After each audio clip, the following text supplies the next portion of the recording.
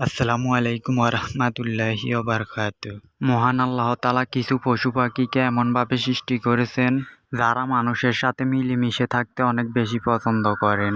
তাদের মধ্যে বিড়াল হচ্ছে অন্যতম। মহান আল্লাহ তাআলা বিড়ালের মাঝে এমন কিছু বৈশিষ্ট্য দিয়েছেন যার কারণে আল্লাহর সৃষ্টি সুন্দর একটি মাখলুক আমাদের জীবনের অংশ হয়ে থাকে। তাদের সেই বৈশিষ্ট্যগুলো আজ আমরা আলোচনা করব।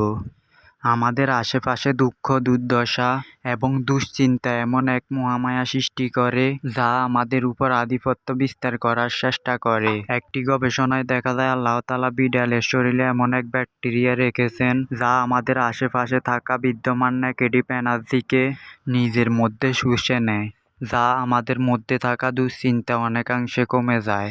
বিজ্ঞানীদের ভাষ্যমতে যখন আমরা রাত্রিবেলা ঘুমাতে যাই তখন ঘরের মধ্যে পুষে রাখা বিড়ালটি আমাদের মধ্যে থাকা সমস্ত নেগেটিভ এনার্জিকে শুষে নেয়। যদি সে ঘরের মধ্যে কোনো জিনের অস্তিত্ব বিদ্যমান থাকে তাহলে আমাদের প্রতিপালক বিড়ালকে এমন শক্তি দিয়েছেন যে যার সাহায্যে বিড়ালটি জিনটির সাথে মোকাবেলা করতে পারে, সেই সাথে তাদের সাথে থাকা যত বিদ্যমান নেগেটিভ এনার্জি আছে সেগুলো শুষে নিতে পারে।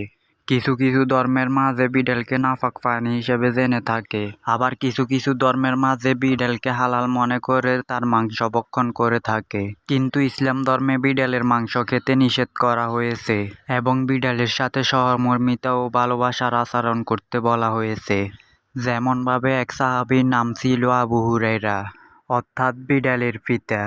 আবু হুরায়রা নামকরণ করার কারণ হচ্ছে তিনি বিড়াল অনেক বেশি পছন্দ করতেন এবং সবসময় তার সাথে বিড়াল রাখতে পছন্দ করতেন। উমর বিন আব্দুল আজিজ রাদিয়াল্লাহু আনহু থেকে বর্ণিত, রাসূল সাল্লাল্লাহু আলাইহি ওয়াসাল্লাম বলেছেন, একজন মহিলাকে একটি বিড়ালকে কষ্ট দিয়ে মারার কারণে তাকে জাহান্নামী করা হয়েছে, কারণ সেই মহিলা নিষ্পাপ বিড়ালটিকে বন্দি করে রেখেছিল এবং সেই বিড়ালটিকে কোনো খাবারের ব্যবস্থা করে দেয়নি এবং সেই বিড়ালটিকে ছেড়েও দেয়নি যাতে করে সে নিজের ব্যবস্থা নিজে করে খেতে পারত।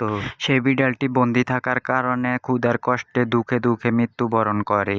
বিজ্ঞানীরা বিড়ালের উপর গবেষণা করে এই বিষয়টা আবিষ্কার করেছেন যে আজ থেকে প্রায় ৮,০০০ বছর পূর্বে জঙ্গলের বিড়ালরা খাবারের সন্ধানে মানুষের বসত বাড়িতে আসতে শুরু করে। ওই সময় সেই সব জমিতে ইঁদুরের অনেক উৎপাত ছিল। তারা সেই সব ইঁদুরের পিছু করতে করতে মানুষের বসত বাড়িতে এসে পৌঁছায়। নবীজি সাল্লাল্লাহু আলাইহি ওয়াসাল্লাম বলেছেন, বিড়াল এমন এক প্রাণী যা সবসময় নাপাক বস্তু হতে দূরে থাকার চেষ্টা করে এবং বিড়াল সবসময় মানুষের আশেপাশে থাকতে পছন্দ করে। আমাদের প্রিয় নবীও বিড়ালের সঙ্গে সবসময় ভালো আচরণ করতেন, তাই আমাদেরও উচিত সবসময় বিড়ালের সাথে ভালো ব্যবহার করা।